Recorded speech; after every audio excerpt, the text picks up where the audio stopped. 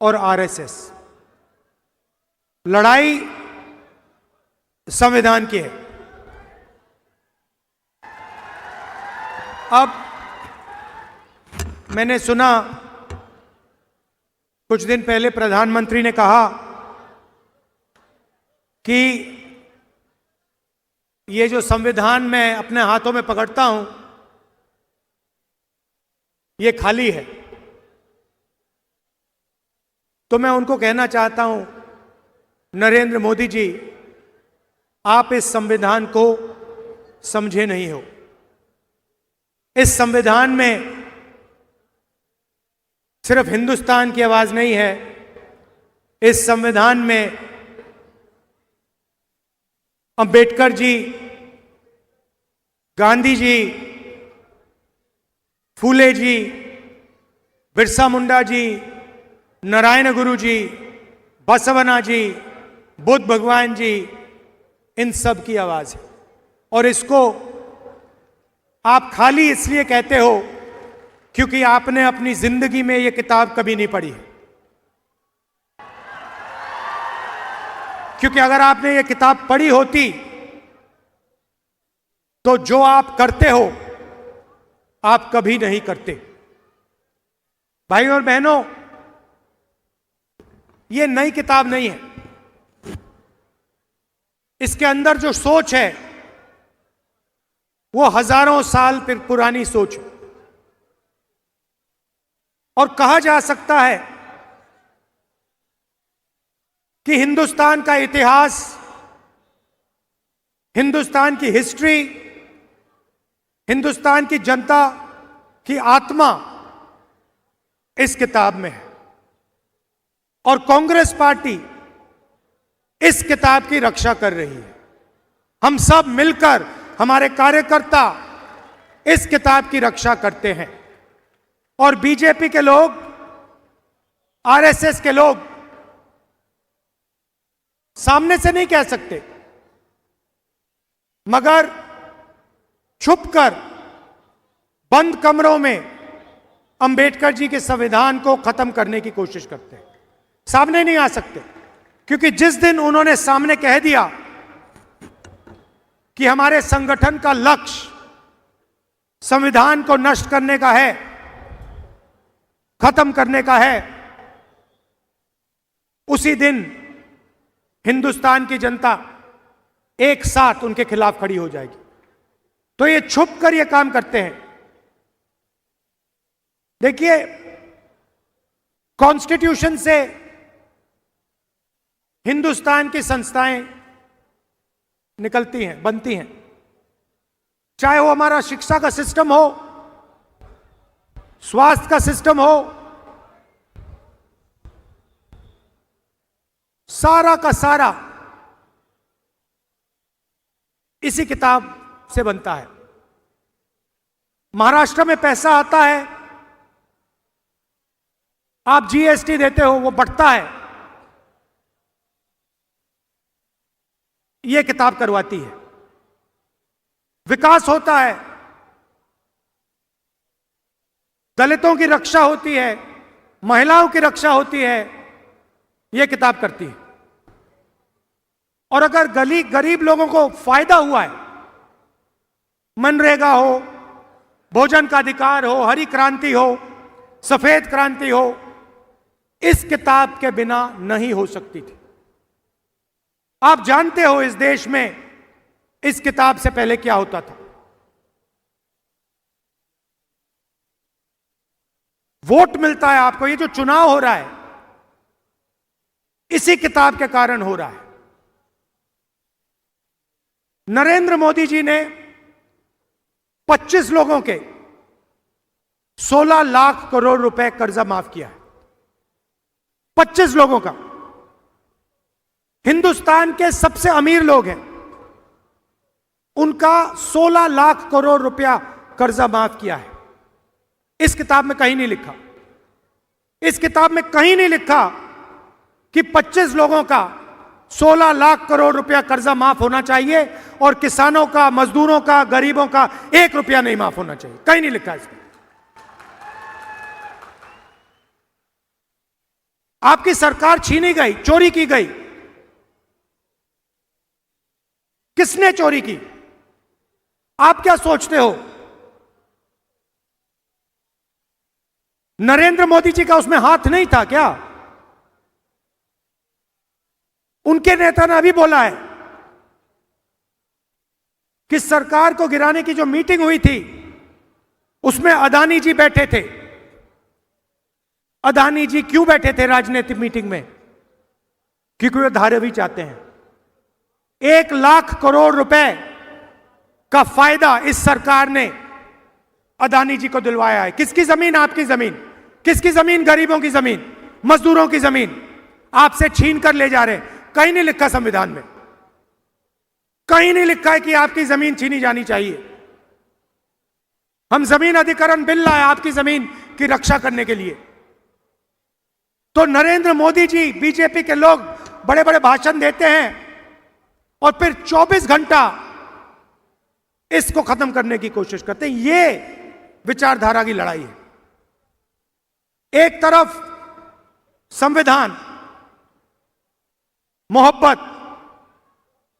आदर, भाईचारा, दूसरी तरफ नफरत, हिंसा, अहंकार और इसको खत्म करने की कोशिश। यह लड़ाई चल रही है और इस लड़ाई में आप सब शामिल हो। 4,000 किलोमीटर हम चले। क्या जरूरत पड़ी? क्यों जरूरत पड़ी?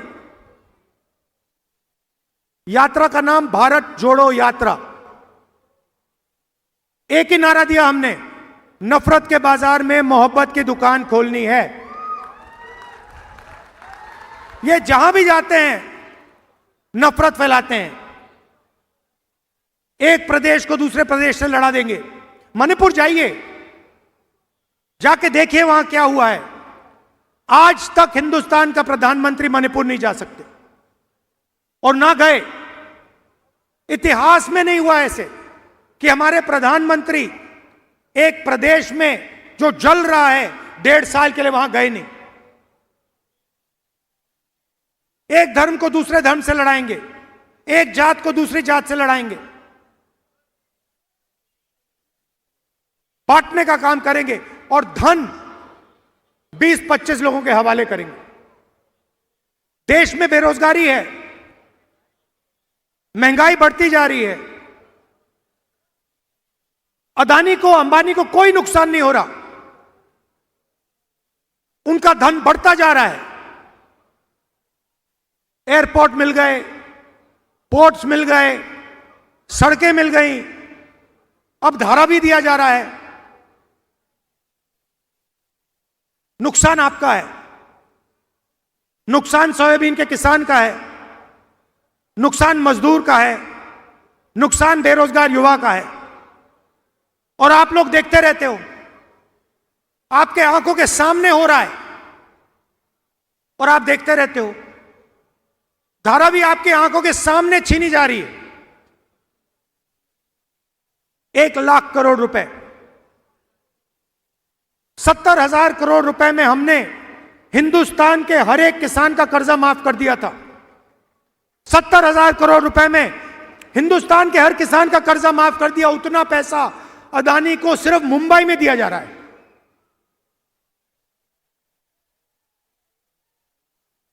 तो मैंने पार्लियामेंट में एक बात साफ कर दी। मैंने सवाल पूछा नरेंद्र मोदी से, नरेंद्र मोदी जी, आप जाति जनगणना क्यों नहीं कराना चाहते हो? पार्लियामेंट में उनके सामने पूछा मैंने। और आज मैं थोड़ा सा आपको जाति जनगणना के बारे में समझाना चाहता हूं। भाइयों और बहनों, देश में 15% दलित आबादी है, 8% आदिवासी हैं, 50% कम से कम पिछड़ा वर्ग है और 15% माइनॉरिटी है। कितना होता है? कितना बनता है? 15, 8, 50 और 15 कितना हुआ? कितना हुआ? ठीक है, ये है आपकी आबादी। अच्छा, सचमुच में पिछड़े कितने हैं किसी को नहीं मालूम। हम कहते हैं कि तकरीबन 50% है, मगर सच्चाई किसी को नहीं मालूम। ये हमारे मीडिया के मित्र हैं, इनको मैं मित्र कहता हूं, कहना पड़ता है। ये हमारे मित्र नहीं हैं, ये मोदी जी के मित्र हैं। आप मुझे एक बात बताओ, शाम को डिस्कशन चलेगा, देखिए मुस्कुरा रहे हैं, कह रहे हैं राहुल गांधी ने सही बात बोल दी। इनकी गलती नहीं है, इनको बेचारों को सैलरी लेनी है, तो इनका डिस्कशन होता है शाम को, बातचीत चलेगी, एंकर बोलेंगे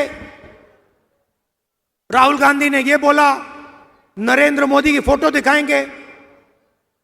मैं आपसे पूछना चाहता हूं, ये जो सारे के सारे एंकर्स हैं, बड़े बड़े पत्रकार हैं, इनमें कोई पिछड़े वर्ग का है? कोई दलित है? कोई आदिवासी है? बड़ी बड़ी कंपनियों की लिस्ट निकालो आप, अदानी की कंपनी की लिस्ट निकालो, उनके सीनियर मैनेजर्स की लिस्ट निकालो, 200 सबसे बड़ी कंपनियों के मालिकों के नाम लो। मैंने किया है, और नाम में मुझे एक पिछड़े वर्ग का व्यक्ति दिखा दो, लिस्ट में एक पिछड़े वर्ग का व्यक्ति का नाम दिखा दो, एक दलित का नाम दिखा दो, एक आदिवासी का नाम दिखा दो। है ही नहीं। ना मीडिया में हो आप, ना कॉर्पोरेट इंडिया में हो, ना प्राइवेट अस्पताल आपके, ना प्राइवेट यूनिवर्सिटी कॉलेजेस आपके, ब्यूरोक्रेसी में आपके कोई नहीं। 90 लोग हिंदुस्तान का बजट बांटते हैं, आईएएस अफसर हैं। मैंने उनकी लिस्ट निकाली, मैंने कहा देखता हूं भैया इनमें से कितने दलित, कितने आदिवासी, कितने पिछड़े। ये हिंदुस्तान का पूरा बजट बांटते हैं। जो आप पैसा जीएसटी में देते हो, जेब से निकालकर, शर्ट खरीदते हो जीएसटी, पैंट खरीदते हो जीएसटी, मोबाइल फोन खरीदा जीएसटी, जितनी जीएसटी अदानी देता है उतनी आप देते हो। अगर आप शर्ट में 18% देते हो तो अदानी भी 18% देता है, वो अरबपति है, मगर जीएसटी एक ही देते हो। वो पैसा जाता है हिंदुस्तान की सरकार के पास, बंटता है। कौन बांटते हैं? मक्खन कौन बांटते हैं? 90 अफसर बांटते हैं। भाई और बहनों, मैंने लिस्ट निकाली, 90 में से ओबीसी कितने, दलित कितने, आदिवासी कितने, मैं बताता हूं। 90 में से एक आदिवासी है, और अगर 100 रुपए बंटते हैं बजट में, तो आदिवासी अफसर 10 पैसे बांटते हैं। 8% आबादी, 100 रुपए में से 10 पैसे भागीदारी। दलित है 15%, भागीदारी होनी चाहिए 15%। बजट बढ़ता है, दलित अफसर 3 है, 100 रुपए में से 1 रुपया उनका। दलित अफसर 100 रुपए में से 1 रुपया बांटता है। आबादी 15%, भागीदारी होनी चाहिए 15%। 100 रुपए में से 1 रुपया, 1%। और हमारे पिछड़े भाई जो हैं 50% उनकी आबादी है, पता नहीं शायद 50 है, 55 हो, 60 भी हो सकती है। उनके 3 अफसर बैठा रखे हैं। और जिनकी 50% आबादी है, 50% आबादी है, 100 रुपए में से 5 रुपए उनके, 100 रुपए में से 5 रुपए उनके। आबादी 50% से कम नहीं है, भागीदारी 5 100 में से। तो अगर आप दलितों, आदिवासियों, पिछड़ों को जोड़ दें तो 100 रुपए में से 6 रुपए 10 पैसे आपके। बात समझिए। आबादी आपकी 90%, भागीदारी आपकी 100 रुपए में से 6 रुपए 10 पैसे। और सारा का सारा पैसा, सारा का सारा फायदा उन्हीं 15-20 लोगों को जाता है, आपके जेब से निकलता है। आपको शायद पता भी नहीं लगता। किसान खेती करता है, खून पसीना दे देता है, फिर जाकर बच्चे के लिए टी शर्ट खरीदता है। शायद उसे यह भी नहीं मालूम कि जितना टैक्स वो दे रहा है उतना ही टैक्स अदानी उसी टी शर्ट के लिए अपने बच्चे को अगर खरीदता, अपने बच्चे के लिए खरीदता, तो उतना ही टैक्स वो दे रहा है। वो अरबपति है, उसके लाखों करोड़ रुपए माफ हो रहे हैं, उसको धारा भी दी जा रही है, मगर टी शर्ट खरीदेगा अपने बच्चे के लिए तो जितना टैक्स हिंदुस्तान का सबसे गरीब किसान देगा उतनी टैक्स वो देगा। क्या मतलब है इसका? कहीं नहीं लिखा इसमें। इसमें लिखा है सब समान है। इसमें लिखा है कि अगर अरबपतियों का कर्जा माफ होगा तो किसानों का भी कर्जा माफ होना चाहिए।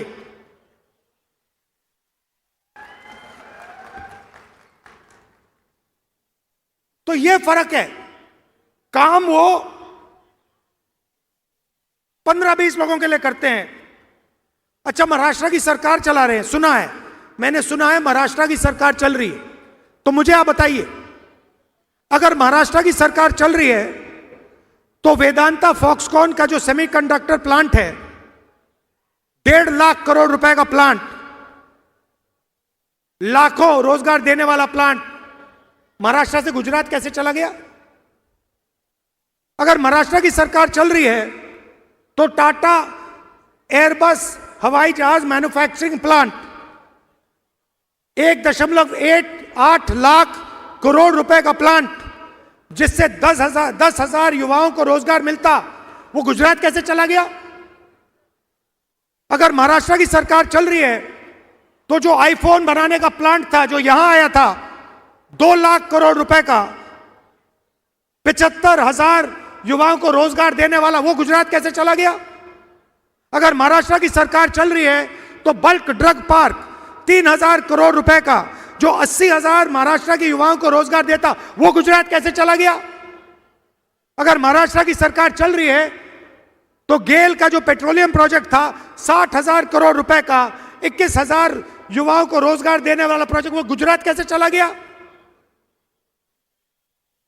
आपने क्या गलती की है कि आपके सारे के सारे प्रोजेक्ट, सारे के सारे रोजगार दूसरे प्रदेशों में जा रहे हैं? आप में क्या कमी है?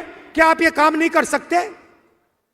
आप कुछ भी कर सकते हो, आप में क्षमता है, आप में एनर्जी है, आप में कैपेबिलिटी है, मगर आपके सारे के सारे प्रोजेक्ट्स यहां से छीनकर एक के बाद एक दूसरे स्टेट में जा रहे हैं। धारावी को अदानी जी के हवाले कर दिया। सरकार आपकी नहीं है, सरकार महाराष्ट्र की नहीं है, सरकार महाराष्ट्र के युवाओं की नहीं है, सरकार अदानी की है। उसने खरीदी है आपकी सरकार, एमएलए खरीदवाए हैं, मीटिंग में बैठा, यह सच्चाई है। तो हमने मन बना लिया है, अगर वो अरबपतियों को पैसा दे सकते हैं तो इंडिया गठबंधन की सरकार महाराष्ट्र के किसानों को, युवाओं को, मजदूरों को पैसा दे सकते हैं। हमें मालूम है कैसे करना है। तो सरकार आने के एकदम बाद महिलाओं से कहना चाहता हूं, शुरुआत आपसे होगी। 1 तारीख हर महीना आपके बैंक अकाउंट में खटाखट 3,000 रुपए अंदर, 3,000 रुपए अंदर। दिसंबर, जनवरी, फरवरी, मार्च, अप्रैल में आप उठोगी,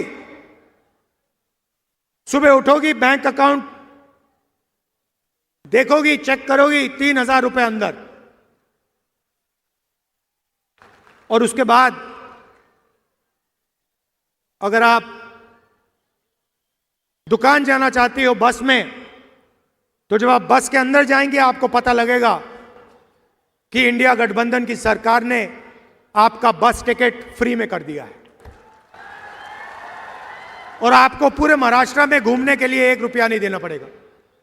बस में आप फ्री में घूमेंगी और हर सुबह 3,000 रुपए आपके बैंक अकाउंट में मिलेगा हर महीने। अब हमारे किसान भाई कहेंगे, राहुल जी ये क्या किया आपने महिलाओं का बस टिकट फ्री कर दिया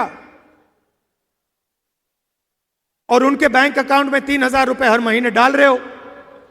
हमारा क्या होगा मैं आपको बताता हूं। महाराष्ट्र के किसानों का 3 लाख रुपए तक का कर्जा माफ होगा और यहां हमारे सोयाबीन के किसान हैं, बाकी महाराष्ट्र में कपास धान के किसान हैं। आपको सही एमएसपी मिलेगी, सही दाम मिलेगा आपकी मेहनत के लिए। कास्ट सेंसस की मैंने बात की, जाति जनगणना से यह पता लग जाएगा दलित कितने, आदिवासी कितने, पिछड़े कितने, भागीदारी कितनी है पता लग जाएगी। हर संस्था में हम पता लगाएंगे दलित कितने, आदिवासी कितने, पिछड़े कितने, और आपको पता लग जाएगा आपकी भागीदारी कितनी है। पार्लियामेंट में मैंने साफ बोल दिया, महाराष्ट्र में भी कराएंगे। पार्लियामेंट में नेशनल सेंसस कराएंगे, कास्ट सेंसस। मैंने मोदी जी के सामने बोला, मोदी जी अगर आप नहीं करोगे तो हम जाति जनगणना लोकसभा में, राज्यसभा में करा के दिखाएंगे। और ये जो 50% की दीवार बना रखी है कि रिजर्वेशन 50% से ज्यादा नहीं होगा, इस दीवार को भी लोकसभा में, राज्यसभा में कांग्रेस पार्टी इंडिया गठबंधन तोड़ के परे करेगी। कैसे नहीं होगा 50% से ज्यादा रिजर्वेशन? हम करवा के दिखाएंगे 50% से ज्यादा रिजर्वेशन। आपकी आबादी 90% है,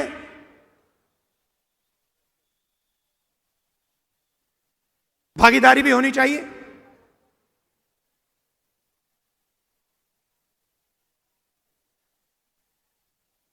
गरीब लोगों को सबसे ज्यादा कष्ट स्वास्थ्य के कारण होता है। चोट लग जाती है, दिल का दौरा हो जाता है, किसी को कैंसर हो जाता है, किडनी की बीमारी हो जाती है, लिवर की बीमारी हो जाती है। आप प्राइवेट अस्पताल में जाते हो, वही 20-25 अरबपतियों के प्राइवेट अस्पताल में आपसे लाखों रुपए लिया जाता है। टेस्ट होते हैं, एमआरआई होता है, अस्पताल के बाहर आते हो, बिल देखते हो, लाखों रुपए निकल जाते हैं जेब से। इसीलिए हमारी सरकार, कांग्रेस पार्टी इंडिया गठबंधन की सरकार,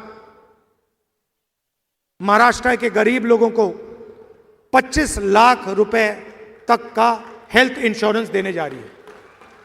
आप बीमार होगे, गरीब से गरीब किसान, बेरोजगार युवा, गरीब से गरीब मजदूर बीमार होगा, आप अस्पताल में जाओगे, स्टेंट लगवाओगे, वाल्व बदलोगे, ट्रांसप्लांट कराओगे, 25 लाख रुपए सरकार आपको इलाज के लिए देगी। तो जो आपको कर्ज लेना पड़ता है वो आपको नहीं लेना पड़े। हमारी सरकार गरीबों की सरकार है, अदानी अंबानी की सरकार नहीं होगी। और ये सोच रहे हैं